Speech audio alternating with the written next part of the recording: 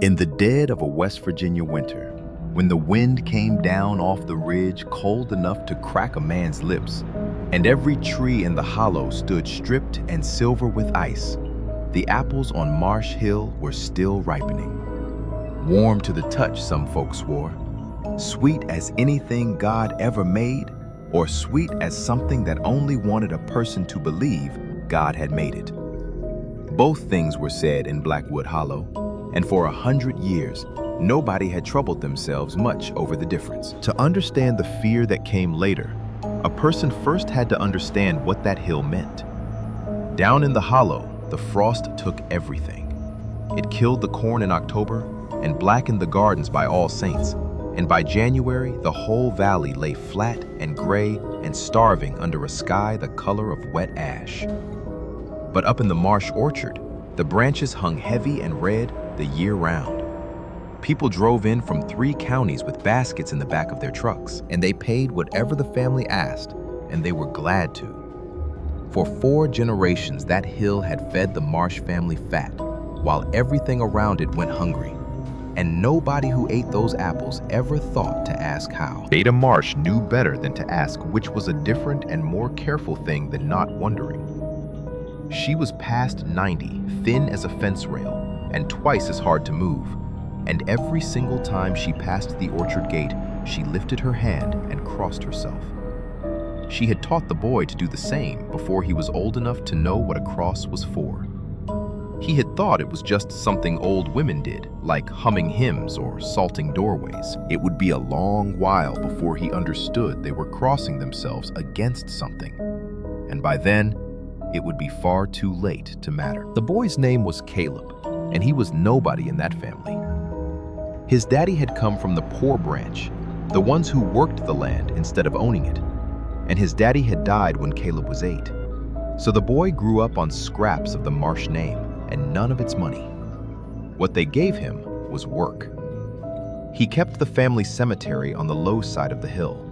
He mended the fences and cleared the brush and dug the graves when their people died, which in that family happened more often than it ever should have.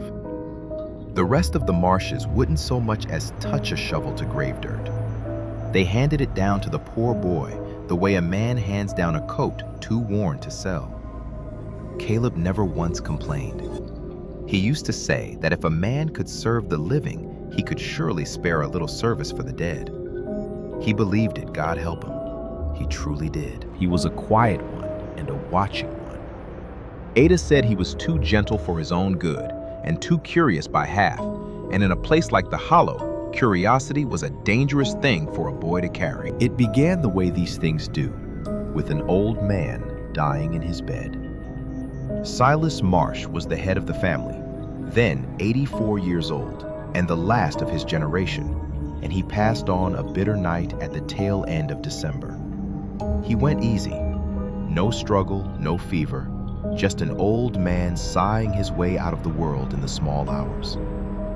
There should have been nothing to fear in that, but when they laid him out and sent for old Renfro to fix the hour of his passing, the man went pale and quiet, and he counted something on his fingers 3 times over before he would say a word. Died in the wrong hour, Renfro told them. Passed through the one door the old folks always kept shut. And in a family like the Marshes, where there had always been a shadow over things, that was no small matter. Ada heard it and set her jaw and said nothing at all, and her silence frightened Caleb worse than any words could have. They buried Silas 2 days later in the family plot, and Caleb dug the grave himself in ground so cold the pick rang like a bell against it. Silas's brother Roy stood at the head of it in a good black coat, and the boy watched him the whole while. Roy Marsh had made his money new in timber and in land, and he had the hungry, restless look of a man who has just been handed the thing he wanted his whole life and can already picture wanting more. When the last shovelful went down, Roy did not bow his head. He turned and looked up the hill past the graves toward the old orchard on the crown of it, toward the oldest tree, the one they called the mother tree, the one Ada had never let the boy climb. Ada saw him look. She lifted her hand and crossed herself slowly, the way a person makes a promise they already know they cannot keep.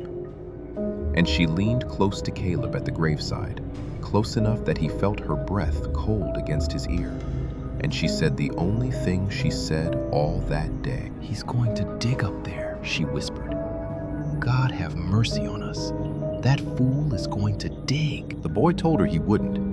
He said nobody would be so foolish as to disturb the ground his own kin were buried in. He was wrong, of course, but he did not learn how wrong until 3 nights later, when Silas Marsh was in the ground and the frost held the whole valley in its fist, and not a single living thing should have been stirring on that hill. 3 nights after they buried Silas Marsh, the orchard took a second body. They found Wade Marsh at first light, and it was Caleb who found him. He had gone up before sunrise, the way he always did, to break the ice on the trough for the stock, and the cold that morning had a wrongness to it he could not name at first. It was not the clean, biting cold of a January dawn. It sat low and wet along the ground, the way cellar air sits, and it smelled faintly of turned earth, though nothing had been turned.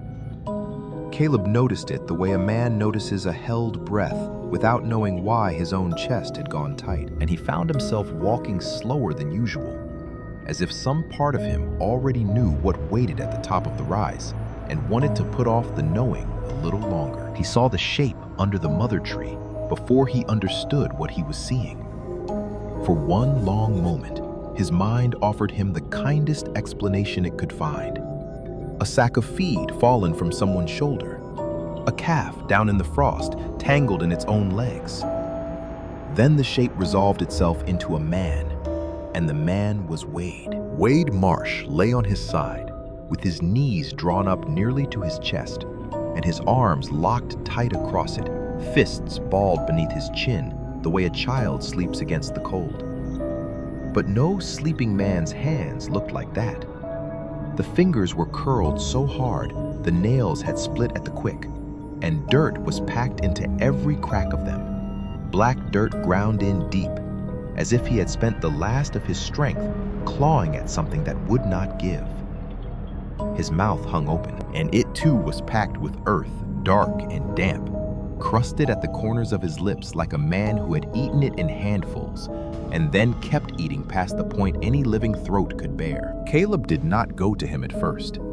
He stood at the edge of the frost line and made himself look the way Ada had once told him a person ought to look at the worst thing straight on, because looking away only made the fear grow larger in the space behind your back. There was no shovel lying near him, no tool at all. The ground beneath and around him showed no sign of digging, no fresh-turned earth, nothing but old grass gone stiff and silver, unbroken in every direction a man could see. And yet, the dirt in Wade's mouth and hands was not the pale, frost-hard soil of the orchard floor. It was darker, richer in a way that turned the stomach rather than pleased the eye. The same black-red color Caleb had seen once before, years ago, in a place he did not let himself think about that morning. He ran for the house, calling Roy's name before he had even reached the gate. And by the time Roy came up the hill with 2 of the hired men, the light had strengthened enough to see it all plainly. One of the hired men, a heavy-set boy named Tucker, who had worked the orchard only since harvest, took one look and turned and was sick in the grass, and did not seem ashamed of it. The other, older and quieter, simply stood with his hat in his 2 hands, turning it round and round, saying nothing at all. Roy did not turn away. He crouched by his brother's body a long moment, his jaw working like a man chewing something bitter, and when he stood, his face had gone the color of the frost, but his voice came out hard as ever. "Get him inside," Roy said. "Get a sheet over him first before anybody else comes up this hill. And nobody breathes a word of how he looked until I say so. Not his wife, not the sheriff, nobody." Tucker asked, "Lo, was it a heart attack, Mr. Marsh? A man could go strange like that with a bad heart, couldn't he?" Roy did not answer him. He only looked once more toward the mother tree, toward the black rise of the ground beneath its lowest branch, and something moved behind his eyes that Caleb could not name, though later he would think it looked less like grief than like a man doing arithmetic he did not want to finish. They carried Wade down, wrapped in a horse blanket, and Caleb walked behind them, with his hands shaking not from the cold. He kept turning the dirt over in his mind, the color of it, the smell of it, and a small, insistent voice kept asking him a question he did not want answered. If there was no shovel, if the ground was not broken, then how had a grown man come to have a mouthful of orchard dirt shoved down his throat, packed in so hard it would take a doctor's instrument to clear it away? Nobody asked that question aloud. Not at the house, not at the table where Wade's wife sat rigid and dry-eyed with the shock still on her. In the Marsh house that morning, questions were the one thing nobody could afford. It was only that evening, sitting alone in the cold room off the barn where he kept his tools, that Caleb let himself remember the night before. He had woken sometime past midnight to a sound coming from somewhere beneath the floor of the tool room, or perhaps from further off up toward the orchard. It was hard to say which in the dark. A soft, steady sound, patient and unhurried. Not knocking, not scratching exactly, more like the sound a spade makes going into wet ground again and again at an even unbothered pace, as though whoever was digging had all the time in creation and no fear at all of being heard. He had lain still and listened to it for a long while, telling himself it was only the wind working at a loose board or some animal turning over the compost heap behind the smokehouse. He had almost convinced himself of that, almost let his eyes close on it. He had not gotten up to look, though something in him had wanted to badly, the way a tongue wants to press against a sore tooth. And now, with Wade lying stiff and packed with black earth in the front room of the house, Caleb sat with his hands pressed flat against his knees and understood with a coldness that had nothing to do with the weather outside, that whatever had made that sound had not been digging into the ground at all. It had been digging its way out. They buried Wade Marsh on a Thursday, and by Saturday morning, Roy had already sent for a man from the county seat who knew about wells and land clearing. Caleb heard about it before he heard it from Roy himself, the way most things traveled in that family, sideways and half-finished, through the mouths of people who were afraid to say the whole of it. Tucker mentioned it while they were mending fence along the low pasture, not quite looking at Caleb as he spoke. Said Mr. Marsh wants to open up the top of the hill. Said he means to take the old tree down and put a well where it stands. Caleb's hands went still on the wire, and for a moment, he could not make himself ask why, though he already knew in the sick, sinking way a man knows bad weather is coming before the sky has changed at all. He found Roy in the front room that evening, spreading a hand-drawn map across the table, and Ada was already there, seated in the chair by the cold hearth, with her cane across her knees, watching her nephew with an expression Caleb had never seen her wear before. Not sorrow, not even fear exactly. Something closer to a woman watching a house catch fire from a great distance, already knowing there was nothing left to be done about it. Roy did not look up when Caleb came in. He was tracing a line on the map with one thick finger, and he spoke as though he were merely finishing a thought he had already settled in his own mind. The ground up there is good, he said. Better than good. I had a man look at the old records, the surveys from before the war, and there's water under that rise, plenty of it, closer to the surface than anywhere else on the property. We clear the tree, we sink a well, we've got irrigation enough to double the orchard inside 3 years, maybe more. Ada's cane tapped once against the floor, sharp as a shot. "You will not touch that tree," she said. Roy straightened then, and something in his face closed over the way a door closes when a man has already decided he does not intend to argue a point, only to wait out whoever is foolish enough to raise it. "Aunt Ada," he said, with the particular patience of a man speaking to a child or an invalid, "that tree is 100 and some years old, and it has never once produced more than a basket of fruit worth selling. It stands on the best ground on this whole hill, and it does nothing but shade it. I mean no disrespect to Silas, or to Daddy, or to whoever it was first thought to leave it standing.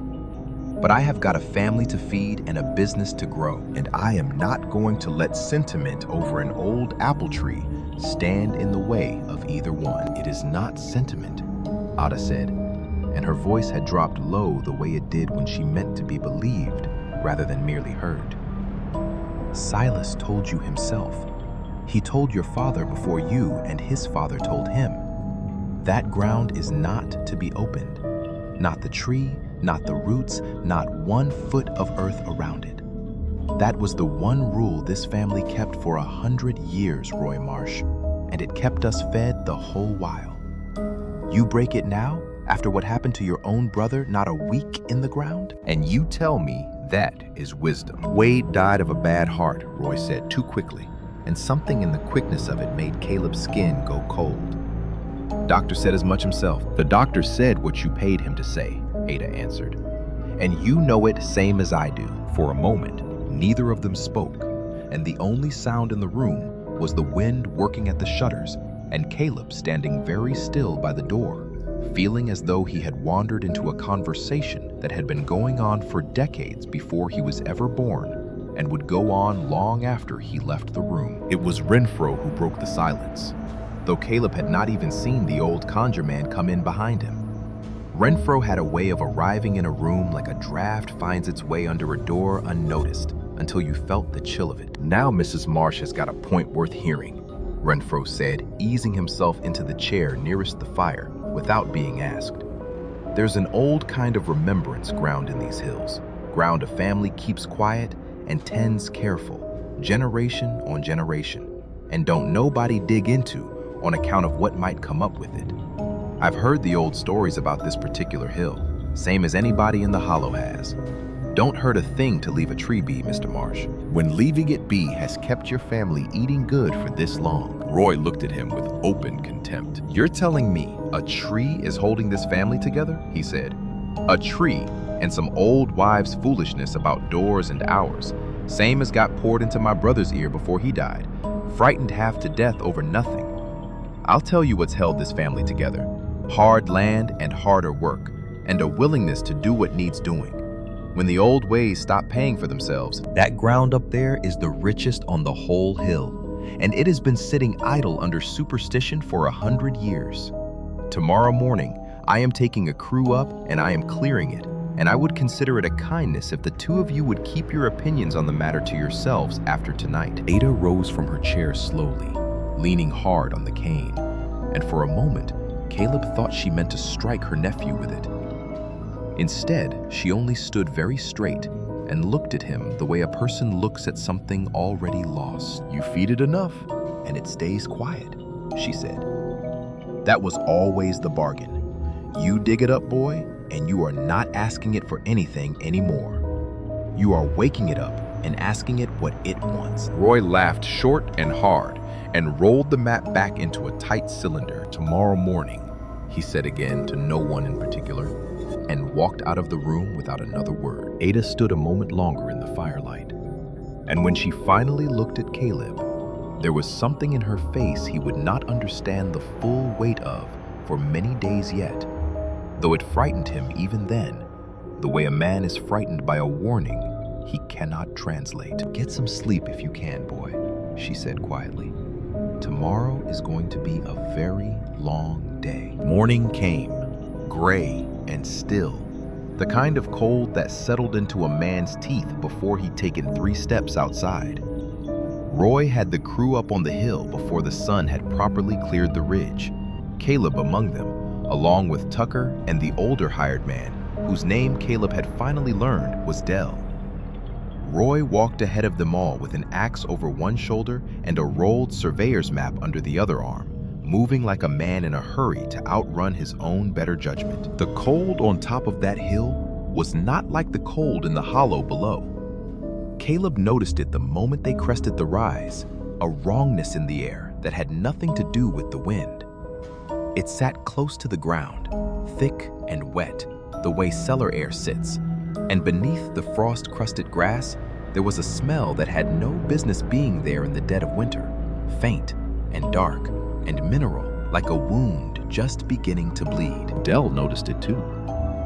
He stopped a few feet from the mother tree and looked around him frowning, rubbing his bare hands together, though he had gloves in his coat pocket. Awful cold right here, he said to no one in particular. Colder than it ought to be, this close into the trunk. Ground stays shaded, is all Roy said without looking back. Now let's get that trunk notched before the light's fully up.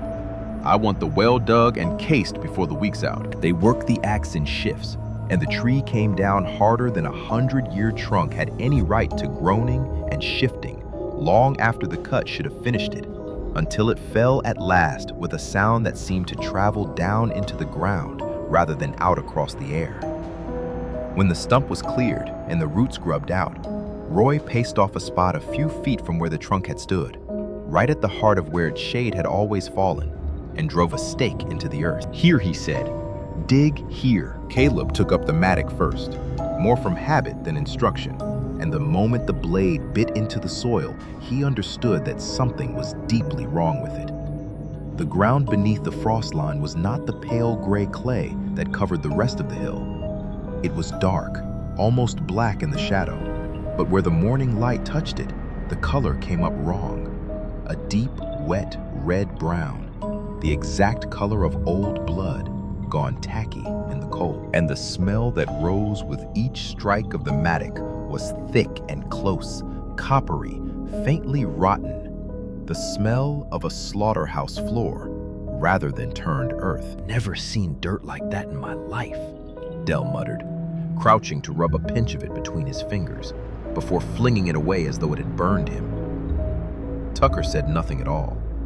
He had gone very pale, and his eyes kept drifting toward the tree line rather than the hole they were digging. The marsh dog, an old yellow hound that had trotted up the hill with them out of habit more than purpose, had been circling the men and sniffing at the fresh-cut stump. It stopped now at the lip of the widening pit, every hair along its spine standing straight up, and it did not bark.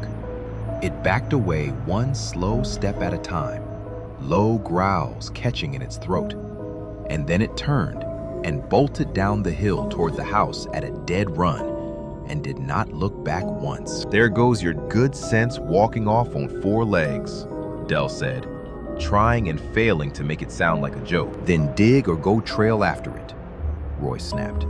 Somebody in this crew is going to earn their wages today. They dug. The mattocks rang against roots and stone, and the cold seemed to deepen rather than lift as the sun climbed, radiating up out of the pit itself, until Caleb's breath came out in visible plumes, even with the sweat standing on his back beneath his coat. Tucker straightened first, wiping his face, and said what none of the others had yet dared to. Mr. Marsh, I don't think we ought to be doing this. That ground's wrong. My granddaddy used to say ground that smells like that has got no business being opened. Roy did not even look up from the map he was studying at the pit's edge. I did not hire you for your granddaddy's opinions, he said.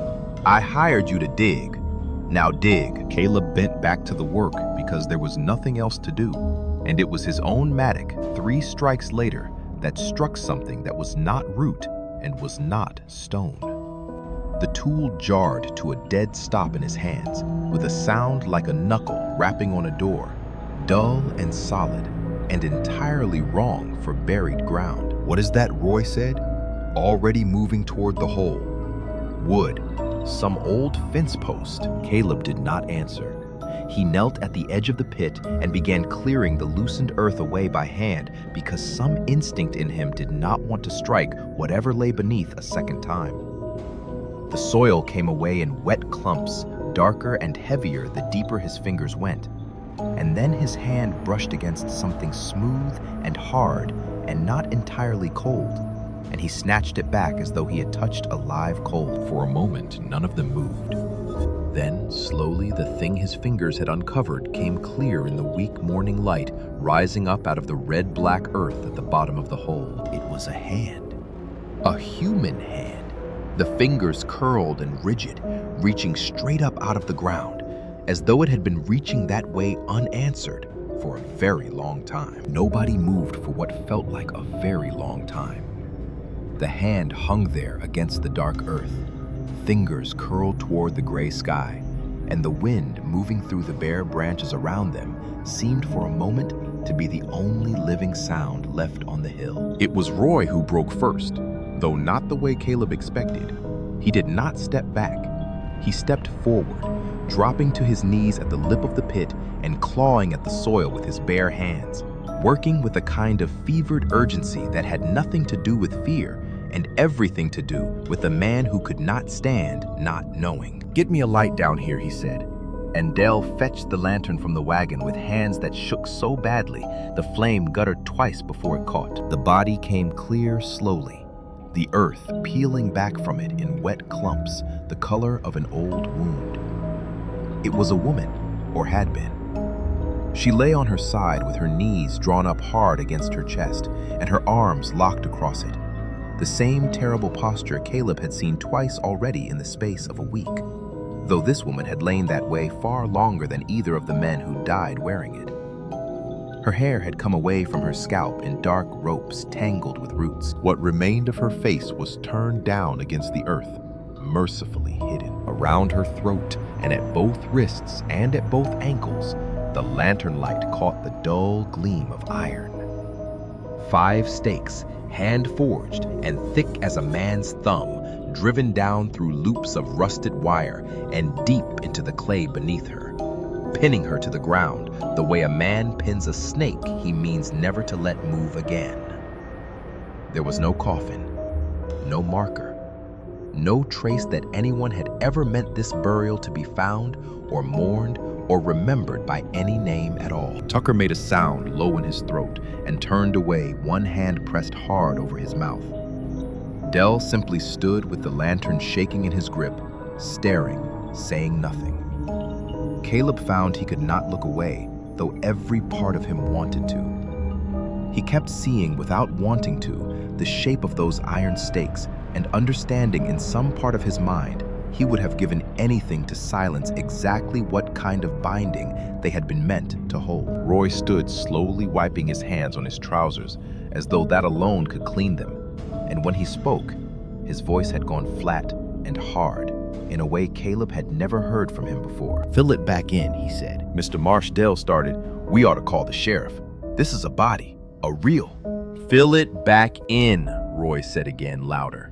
And this time, nobody argued. Whoever this was, she has been down there long before any of us were born, and it is no business of the county's, and no business of yours either. You breathe one word of this outside this hill, any of you, and I will see you never work another day in this hollow. Do you understand me? They filled the pit that afternoon with none of the care and all of the haste of men trying to unsee something. And by dusk, the ground beneath where the mother tree had stood looked, if not undisturbed, at least ordinary again. An ugly wound of raw earth with nothing to mark what it covered. That night, the sound came back. Caleb heard it from his room off the tool shed, that same even, patient rhythm, rising up from somewhere beneath the floorboards, closer now than it had ever been, and this time, it did not stop before dawn. At Wade's old house, his widow woke once in the deep hours of the night to the sound of her husband's voice, low and pleased, speaking to someone out on the porch.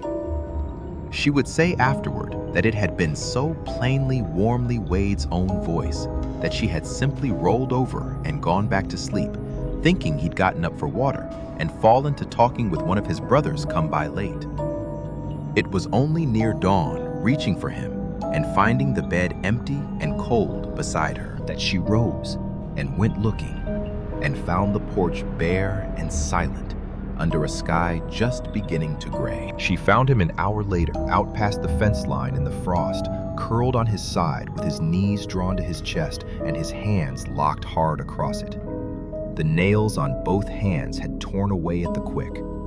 His mouth hung open, packed full of that same dark, iron-smelling earth. He had been dead 3 days already. He had been standing at his own brother's graveside not a week before that, and everyone in Blackwood Hollow who heard how he was found agreed on one thing, though none of them said it easily or often. Wade Marsh had died exactly the way his brother Silas had died, in that house, wearing the very same shape in the dirt. and there had been no shovel found anywhere near either one of them. Roy Marsh had never been a man who frightened easily, and it was that very hardness, Caleb came to think later, that made his unraveling so difficult to watch. A man who has spent his whole life certain of his own strength does not know how to bend gracefully when something finally proves him wrong. And Roy did not bend.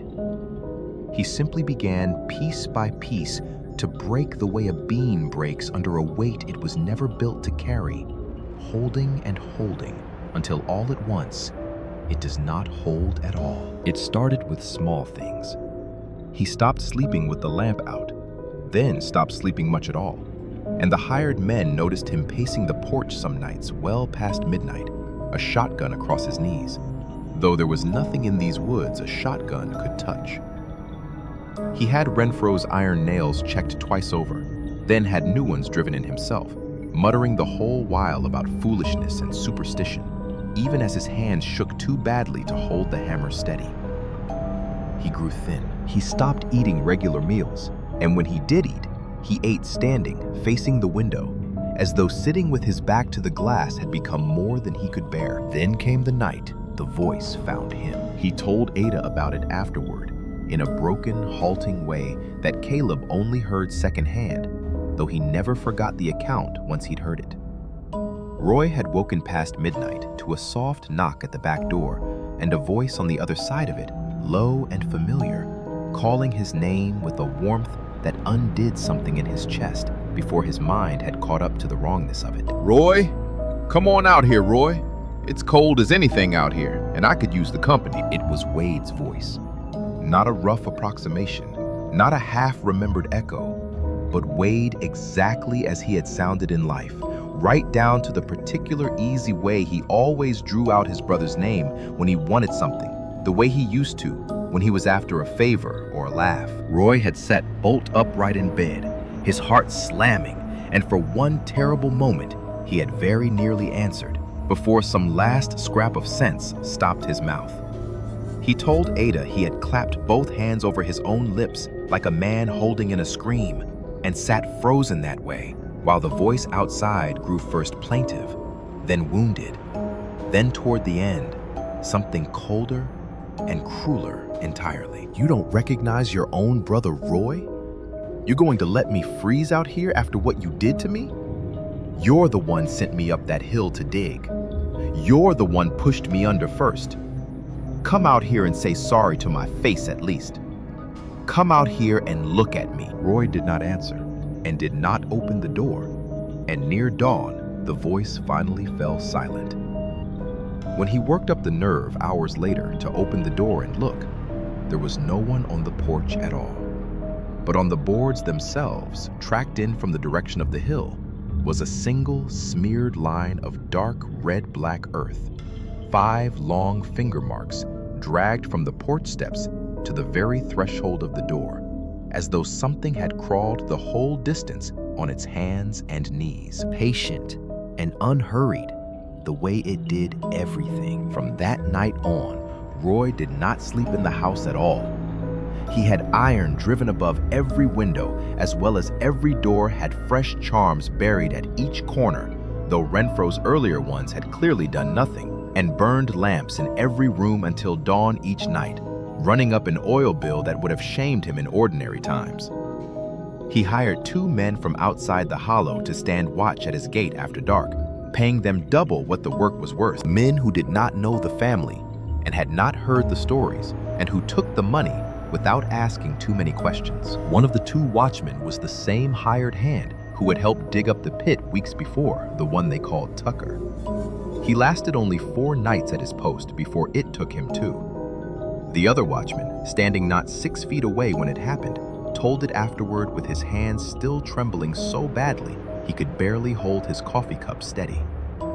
He said Tucker had simply gone rigid all at once, mid-sentence, his mouth still half open on some ordinary word, and made a single choked sound before dropping where he stood, dead, before he struck the ground, his face already twisting into that same terrible, familiar shape they'd all heard whispered about, but never seen for themselves until that moment. In the same instant, the lantern hanging at the gatepost had guttered out entirely, and then flared back to life on its own. And in the dirt where Tucker had fallen faint, in the swinging light, ran a long, smeared drag mark, as though something heavy had been hauled that way from the direction of the hill, patient and unhurried, all the way to where Tucker had been standing his watch. That was the night Roy finally ran. He did not wait for morning.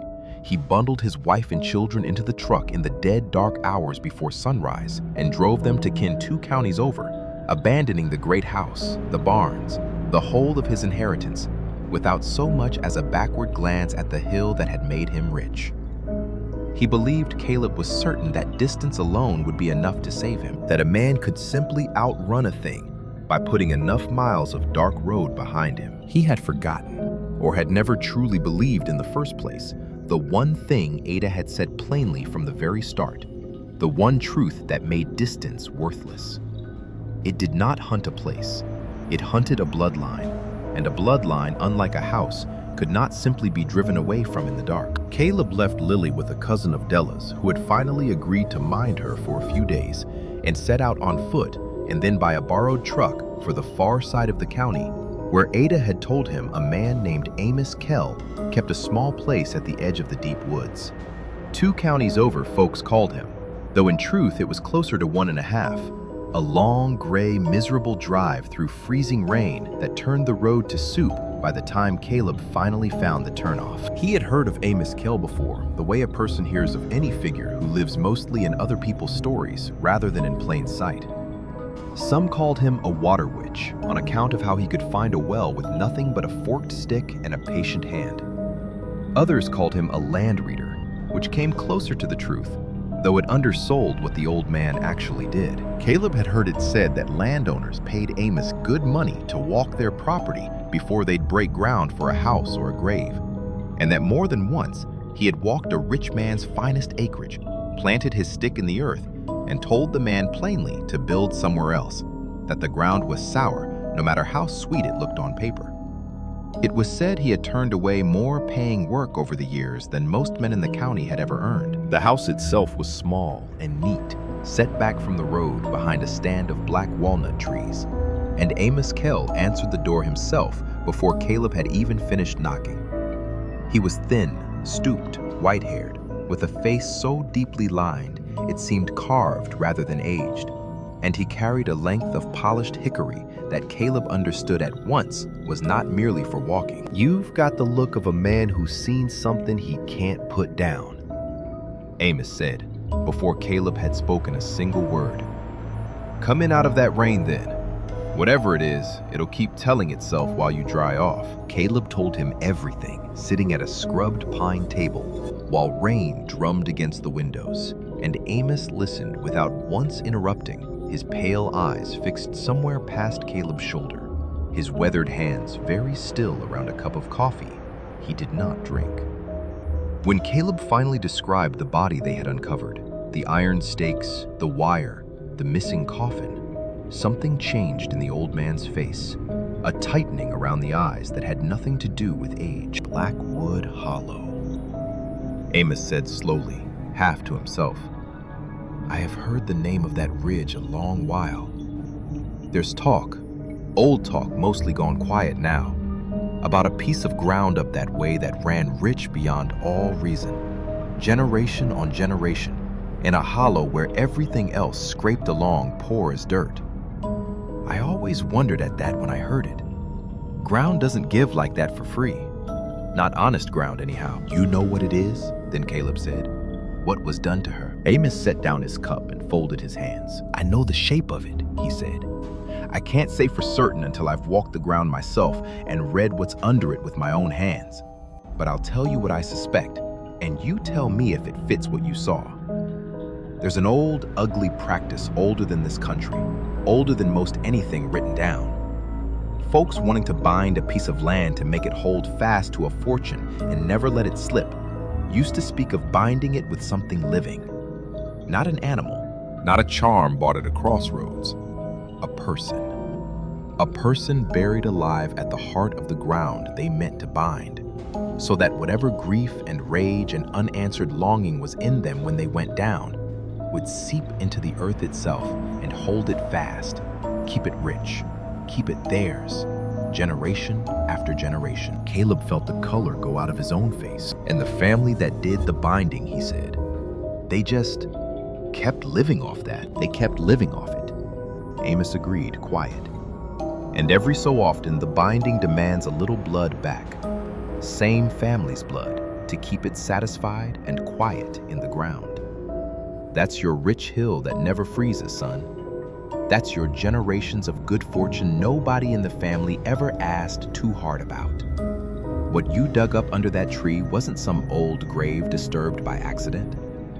Far as I can tell from what you've described, your kin have been sitting on top of a person for the better part of 100 years and living well off the sitting. Caleb thought of the iron stakes of the missing coffin of Ada's face in the lantern light, saying, "You're tied to it now." And something in his chest went cold and still. Then it's true, he said. My whole family's fortune, it's built on a person somebody buried alive. If I'm reading it right, said Amos, rising slowly and reaching for his coat and his hickory staff. Your family's whole fortune is sitting directly on top of her. And now that you've gone and dug her up without finishing the job properly, she isn't holding still and quiet anymore. She's owed, and she means to collect. He paused at the door, looking back at Caleb with something that was not quite pity and not quite warning, but held a measure of both. I'll need to see the ground myself before I can tell you anything more certain than that, he said. And I'll need to see her too, if there's anything left down there to see. Get your coat, son. We'd best go tonight before whatever's loose up on that hill decides it's tired of waiting on either one of us. They were a step too late. Caleb and Amos arrived back in Blackwood Hollow near midday, the truck rattling over the last frozen ruts of the county road. And the first thing Caleb saw was a small knot of neighbors gathered outside Verna's old store, their faces set in the particular weary grief of people who have buried too many of their own in too short a season. He did not need to ask who it was this time. He learned only later that it had been an elderly cousin of the Pruitts, a woman with no marsh blood at all, who had simply been walking home past the crossroads the evening before and never made it the rest of the way. The hunger, it seemed, had stopped caring whose door it knocked on. This thing is not being careful anymore, Amos said quietly, watching the mourners from the truck window. It's not choosing close kin and waiting its turn. It's taking whoever wanders near enough to call to. That tells me two things, son, and neither one is good. It's grown stronger since you dug it up, and it's grown hungrier than it's been in a very long while. They went straight up the hill rather than to the house. Amos insisting on seeing the ground himself before another word passed between anyone. He walked the perimeter of the ruined orchard, slowly planting his hickory staff at intervals and standing very still each time his lined face tilted slightly, as though listening for something beneath the wind.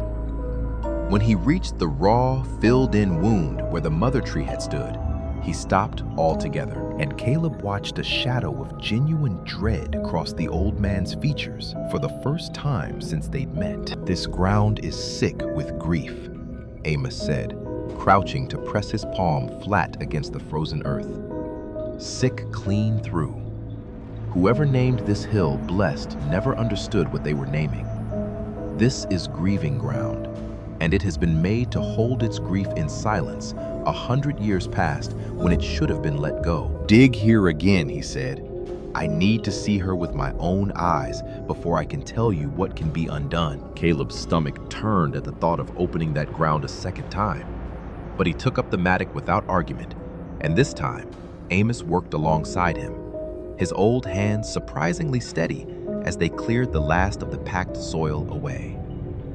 When the body came clear again in the weak afternoon light, Amos knelt at the very edge of the pit for a long while, studying the iron stakes, the rotted loops of wire, the terrible, curled posture of the woman beneath them, with the careful, unflinching attention of a man reading a very old and very painful letter. She was alive when they staked her, Amos said finally, and his voice had gone rough.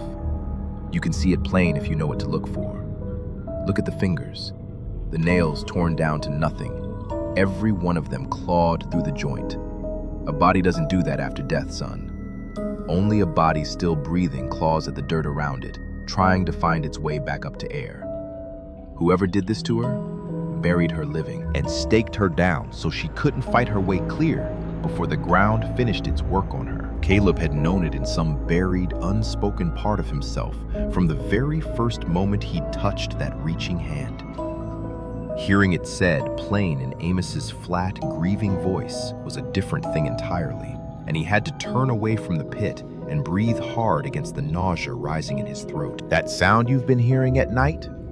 Amos went on quiet. That patient digging? That's not some spirit clawing to get out for spite, or for hunger alone, though hunger's surely part of what's left of her now. That's the sound of a woman who spent her last hours on this earth trying to dig her own way free, and never managed it, and has gone on trying every single night since, for longer than either of us has been alive to count. Then how do we stop it? Caleb asked, though some part of him already suspected the answer would not be simple. We don't stop a grief like that, Amos said, rising slowly and brushing the grave dirt from his knees. We can only finish what was never allowed to finish properly, and hope that's enough to let her rest. But I'll need more than this ground can tell me on its own. I need to know who she was, and who did this to her, and why. A wound this old and this deliberate was never an accident, and somebody in your family has been keeping that story alive, whether they meant to or not. Caleb thought at once of Ada, of the careful, grieving weight in her voice every time she'd stopped herself short of saying more. There's someone, he said. My grandmother. She knows. She's known the whole time, I think, and she's been too frightened or too bound by something to say the whole of it plain. Then we go to her tonight, Amos said, gathering his staff. Whatever she's been keeping quiet all these years, son, it's past time this ground heard its own name spoken out loud again. Ada was waiting for them when they arrived, as though she had known somehow that this night would be the one when the waiting finally ended. She sat in her chair by the cold hearth with an old leather-bound family Bible open across her knees, and beside it, a slim, brittle ledger written in a spidery, old-fashioned hand that Caleb had never once seen in all his years in that house. You've brought the land reader, she said, looking at Amos with something like relief rather than surprise. Good. Then maybe an old woman won't have to carry the whole of this alone into her own grave. Amos took the chair across from her without being asked, and Caleb remained standing near the door, his heart beating hard and slow. Say it plain, Mrs. Marsh, Amos said gently. Whatever it costs you.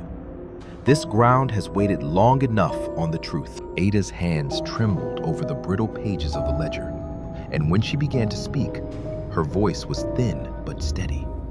The voice of a woman who has rehearsed a confession so many times in the silence of her own mind that the words no longer needed searching for. This family's fortune did not come from any hidden gold, whatever the old family Bible claims, she said.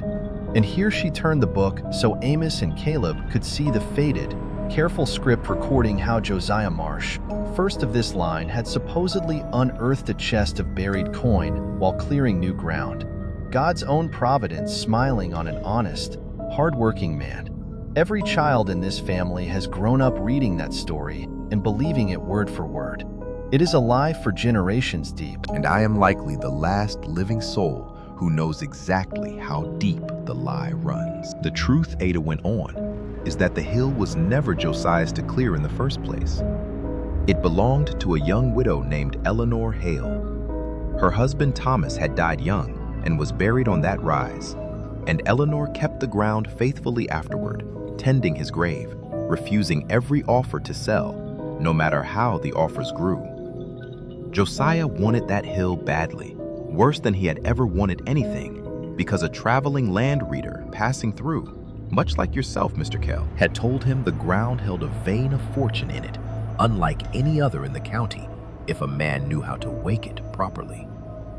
Eleanor would not sell. She told him plainly that she would not leave her husband's grave for any price a living man could offer her. Ada paused, and her hands closed slowly over the ledger, as though she could not bear even now to look directly at the next part of what she had to say. So Josiah took what she would not give freely, she said. He and men loyal to him seized her one night near the turn of a season the old reader had told him was most favorable for such workings, and they carried her up to that hill, and they dug a grave for her at the very heart of it, beside her own husband's resting place. And they staked her down while she still breathed, so that her grief and her fury would seep into the ground itself and bind it to the family forever after. Amos's face had gone very still, but he did not interrupt. She lasted some days, Ada said, her voice cracking at last. The old accounts say the whole household could hear her some nights, working at the earth, though no one dared go near enough to help her, or to end it kindly either. When the sound finally stopped, Josiah's fortune began exactly as promised. And every generation since has been made to renew the binding, to climb that hill and perform what this family always called a memorial rite, a quiet, solemn tending of the ground, out of respect for the ancestors. That is the lie inside the lie, Caleb. It was never a memorial. It was a restaking. Every single time, it was another burial laid fresh over the same unhealed wound to keep her silent and bound for one more generation. The room had gone utterly still. Even the fire in the grate seemed to have stopped its small, ordinary sounds. And every soul in this family has thanked God for that hill at Sunday supper for 4 generations. Ada whispered, and did not know what they were truly thanking. Have not known until now that our whole fortune was built directly on top of a living woman we buried and never once let go free. She looked up then, and for the first time in Caleb's whole life, he saw genuine terror in his grandmother's face, not for herself, but for what she had just done in finally speaking the name aloud. Her name was Eleanor, Ada said. Eleanor Hale. Say it, both of you. Say her name plain so it's been spoken honest in this house at least once before. She never finished the sentence. Her whole body went rigid all at once, her hands locking hard across her chest, exactly as Caleb had seen too many times already that terrible season, and a fine, dark trickle of earth began working its way out from between her lips, even as Amos lunged forward too late to catch her falling weight. Ada Marsh died in Caleb's arms before he had even reached her chair, as though whatever lived beneath that hill had been waiting patient as ever for the precise moment its true name was finally spoken aloud, so that it might silence the one mouth that had dared to say it. But it was a moment too slow. Caleb had already heard every word. They buried Ada 2 days later, beside Silas and Wade in the family plot, and it was the smallest funeral Caleb had ever dug a grave for, though she had lived the longest of any of them. Word of her death had spread through the hollow, the way all the deaths had spread that winter, and fewer neighbors came to stand at the graveside each time, as though grief itself had begun to exhaust its welcome. That night, Amos sat with Caleb at the kitchen table, the old family Bible and the brittle ledger set between them like evidence at a trial neither man wanted to preside over. I know how it's undone, Amos said finally. I've known since your grandmother said the name plain, though I wanted to sit with it a night before I told you, because you are not going to like what it costs. Tell me anyway, Caleb said. Amos folded his weathered hands. She has to be raised up properly, he said. All 5 stakes drawn out, every one, and the wire cut away from her. She has to be wrapped decent, and a marker cut with her true name on it, and she has to be laid to rest somewhere clean, somewhere of her own, away from this hill entirely, with the whole of what's left of your family standing witness and saying her name, honest, out loud before God and anybody else who will listen. That's what was owed her from the first night Josiah's men carried her up that rise. That's what 4 generations of memorial rites were meant to keep her from ever receiving. Then we do that, Caleb said. Tomorrow, if we can manage it. We can manage it, Amos said. But you need to understand plainly what happens after. That binding your family has lived on for 100 years. It doesn't simply loosen once she's freed. It breaks. Whatever fortune this hill has fed your family, whatever's kept that orchard bearing fruit through frost that killed every other crop in this valley, that dies with her release, and it does not come back. The ground itself will likely die along with it. Your family's whole inheritance, Caleb, the land. The money the name folks in 3 counties have respected for 100 years. All of it was built directly on top of her suffering. Free her properly, and you are very likely watching the last of the Marsh fortune go into the ground right alongside her. Caleb sat with that a long moment, staring at his own hands on the table, thinking of the house he had grown up half-starved in the shadow of, thinking of every Marsh who had eaten well and slept warm on money none of them had ever once questioned the source of. Good, he said finally, and found he meant it entirely. Whatever this family built on top of a woman we buried alive, it was never really ours to keep in the first place. Let it go. Every last acre of it, if that's what it takes to let her go free. Amos studied him a long moment, something like respect moving behind his tired eyes. There's one more thing he said. This kind of undoing it has to be done by Marsh hands.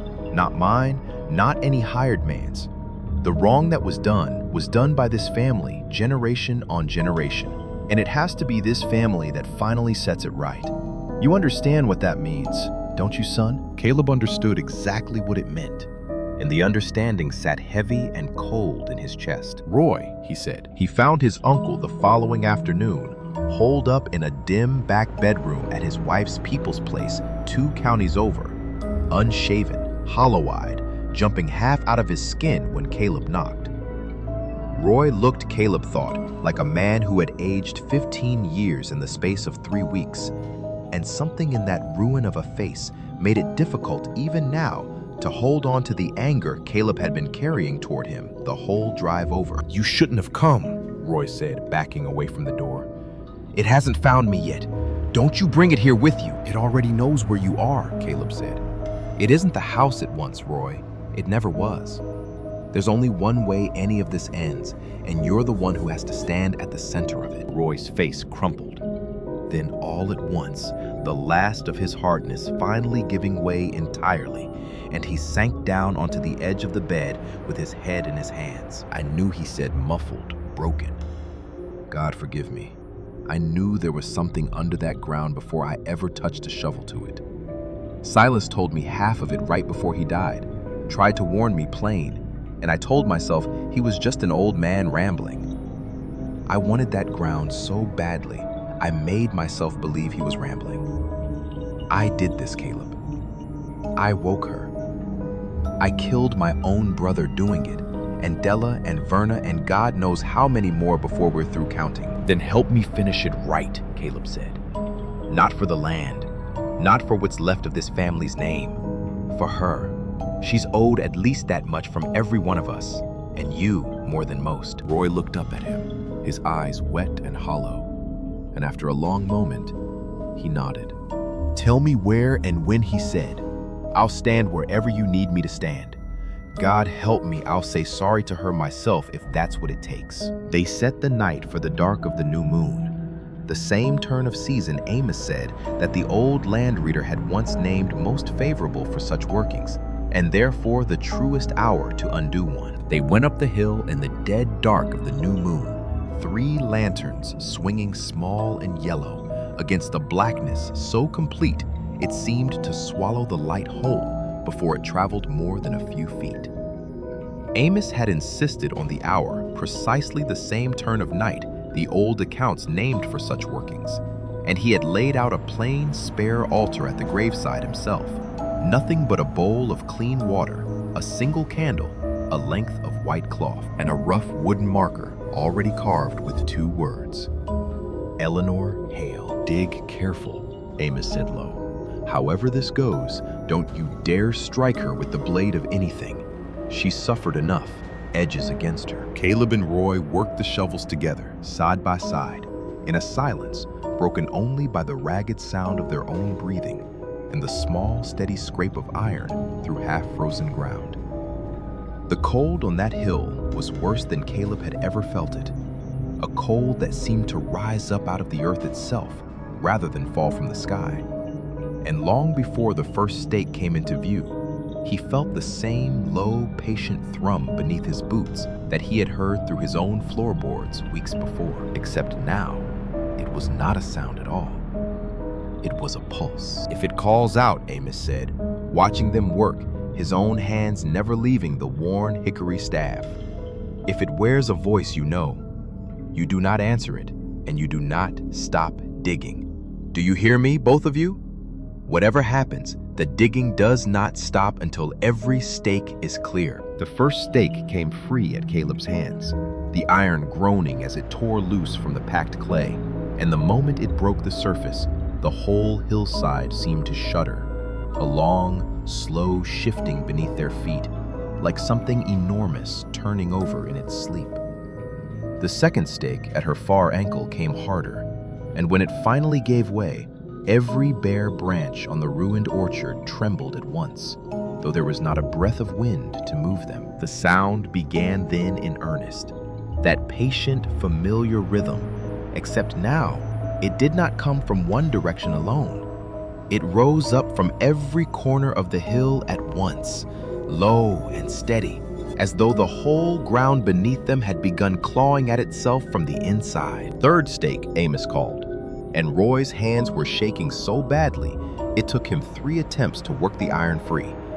But it came, and the ground bucked hard enough that both men nearly lost their footing at the edge of the pit. It was the 4th stake, the one driven through her wrist, that Caleb reached for himself, kneeling at the very lip of the grave, with his bare fingers working at the rusted iron. He felt it give, felt the stake tear loose from the clay in his grip, and in that same instant, the curled hand beneath him moved. It happened faster than thought.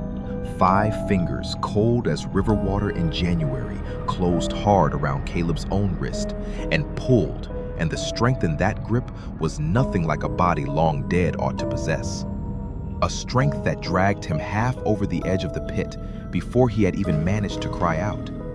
He drove his boots against the frozen lip of the grave, and Roy grabbed for the back of his coat, hauling with everything he had left, but the thing beneath them pulled harder still, and Caleb felt himself sliding inch by inch down toward the raw, red-black earth where the body waited. It smelled of iron and old rain down there, close and thick, close enough that he could see in the thin lantern light the body beneath him beginning to move. Eleanor Hale's head lifted slowly from the earth that had cradled it for 100 years, and where her eyes should have been, 2 dark, ruined hollows, there was instead a terrible, wet redness, fixed and staring directly up into Caleb's own face. Her jaw worked, earth spilling from between her teeth in a slow, black tide. And from somewhere deep in that ruined throat came a sound broken and grinding, the sound of a voice that had not spoken a whole word in 100 years and had not forgotten how to try. Mine, the sound said. This ground, mine. The grip on Caleb's wrist tightened, dragging him down another agonizing inch, his face inches now from the black earth, from the ruined, staring eyes fixed unblinking on his own. He felt his own breath tearing thin in his chest, felt the cold closing over him, the way it must have closed over her 100 years before, in that same patient, unhurried dark. And some distant part of his mind understood with perfect clarity that this was exactly how it had been for her. This exact suffocating weight of earth and cold, and no one coming. And then, from somewhere behind him at the top of the grave, small and clear and utterly wrong for that terrible hour, came the sound of a child's voice. "Caleb, is you down there?" Lily. Lily should have been 2 miles away, asleep in Della's cousin's house, safe behind a locked door. But Caleb would learn later from the cousin herself that the girl had woken near midnight to the sound of her own mother's voice, calling softly from somewhere out in the dark, warm and familiar and achingly gentle, and that she had risen and walked out of that house half in a dream, following it all the way up the frozen road toward the one place in the whole hollow no child should ever have set foot that night. She stood now at the very edge of the open grave, small and pale in her thin nightgown, blinking down into the lantern light with the dazed, unfocused look of a sleepwalker only just beginning to wake. "Caleb," she said again, swaying dangerously close to the crumbling lip of frozen earth. "I heard Mama. She said to come find you." Everything in Caleb's body screamed to fight the grip crushing his wrist, to tear free and scramble up and snatch the child back from that edge himself. But the hand held him fast, and the ruined, staring eyes beneath him did not waver, and he understood in the space of one terrible heartbeat that he did not have the strength left to save them both. He stopped fighting for his own freedom entirely. Instead, with the last of his strength, he twisted hard against that iron grip, not to pull away, but to throw his own weight sideways and upward, driving his free hand up and out of the pit toward the girl's small ankle, catching the hem of her nightgown and shoving her bodily backward away from the edge toward Amos. "Take her!" he shouted, his voice tearing raw. "Amos, take her now!" The old man moved faster than his age had any right to allow, catching Lily around the waist and hauling her well back from the grave just as her small foot slipped on the icy lip of it.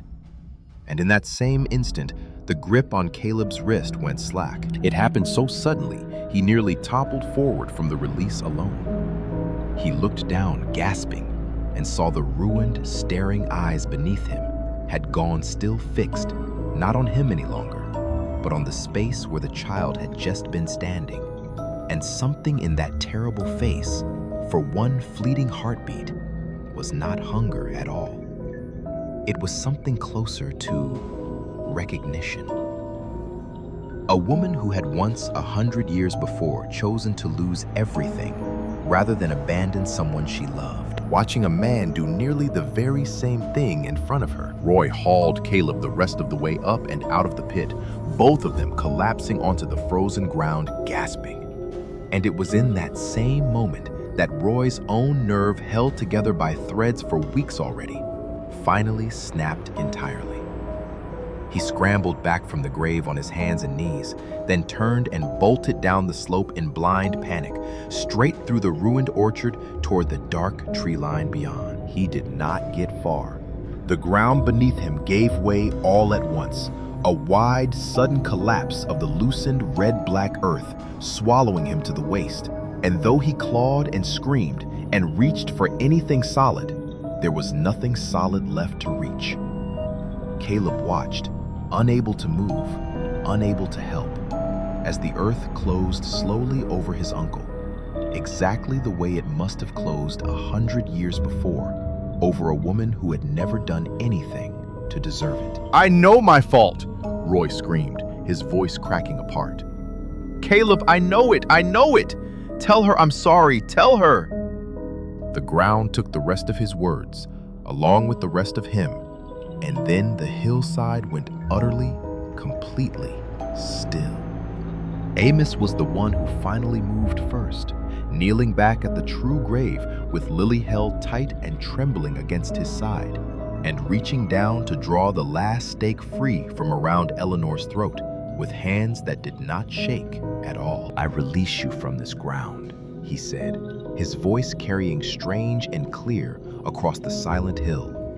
"By the hand of this family freely given, this binding is ended." The last iron came loose with a small, almost gentle sound, and the terrible tension that had gripped the whole hillside for weeks broke all at once, like a held breath finally let go.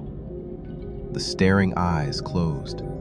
The curled, ruined hand relaxed, fingers uncurling, slowly settling at last against the earth, the way a woman settles into a bed she has been kept from far too long. They worked in silence after that, wrapping her gently in the white cloth Amos had brought, lifting her with a care that felt to Caleb like the only apology any of them could truly offer.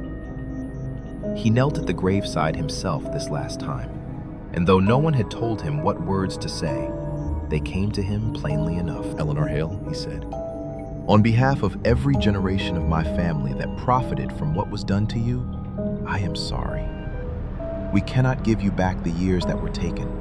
We can only give you your name back and your rest and ask that it be enough to let you go in peace at last." They set the wooden marker at the head of the new grave they dug for her before dawn in clean ground well away from the hill near a quiet bend of the creek where nothing had ever been buried before. Her name stood plain and carved in the gray morning light. Eleanor Hale, beloved, finally home. By the time the sun cleared the ridge, the digging was done, and for the first time in longer than Caleb could remember, the hillside behind them lay utterly, completely quiet. The marsh fortune did not survive that winter exactly as Amos had warned it would not. Within a season, the orchard on the hill began to die back in earnest, the old trees blackening at the roots one by one until nothing remained standing where the mother tree once shaded the ground. The well Roy had meant to dig ran dry before it was ever finished. What family remained scattered within the year, some selling off what little land could still find a buyer, others simply walking away from a name that had grown too heavy to carry through the county without lowered eyes. The great house stood empty long enough that the roof gave way to weather, and within a decade, the Hollow's youngest children knew Marsh Hill only as a place their parents warned them never to wander after dark. Caleb stayed. He raised Lily as his own in a small house down near the creek, and he never once in all the years after regretted the price that ground had finally been made to pay. There is a kind of arithmetic to grief and to greed that this world does not often let a person see plainly, though it is there all the same, working itself out, slow and patient underneath everything. A fortune bought with a single stolen life will never truly belong to the hands that built it, no matter how many generations pass without an honest reckoning. It will feed a family well enough for a while, but sooner or later, what was taken comes looking for what it's owed, and no wall, no charm, no distance a man can put between himself and his own family's sins will hold against a debt that patient and that old. Caleb came to believe in the quiet years afterward that God allows a soul to wait as long as it must for justice, and that no ground stays silent forever under an unhealed wrong. He thought of Eleanor often, more than he ever spoke of aloud, even to Lily as she grew. Not the terrible staring thing that had reached for him out of the dark earth, but the woman Ada's old ledger had described before any of that horror was done to her. A young widow who had wanted nothing more in this world than to keep faithful watch over the one grave she loved. He liked to think that whatever had been twisted and starved and made monstrous by 100 years of unanswered suffering had finally been allowed to rest.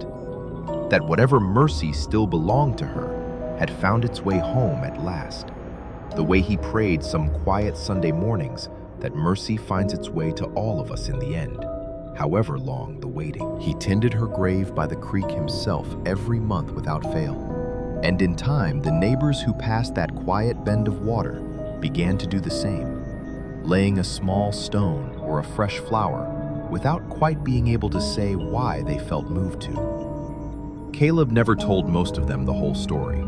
He only ever said that a woman was buried there who deserved to be remembered kindly, and that seemed to be enough for most people to understand. Some nights, when the wind came down hard off the ridge, he still woke with his heart pounding, certain for one terrible half-second that he heard that old patient sound rising up from somewhere close by.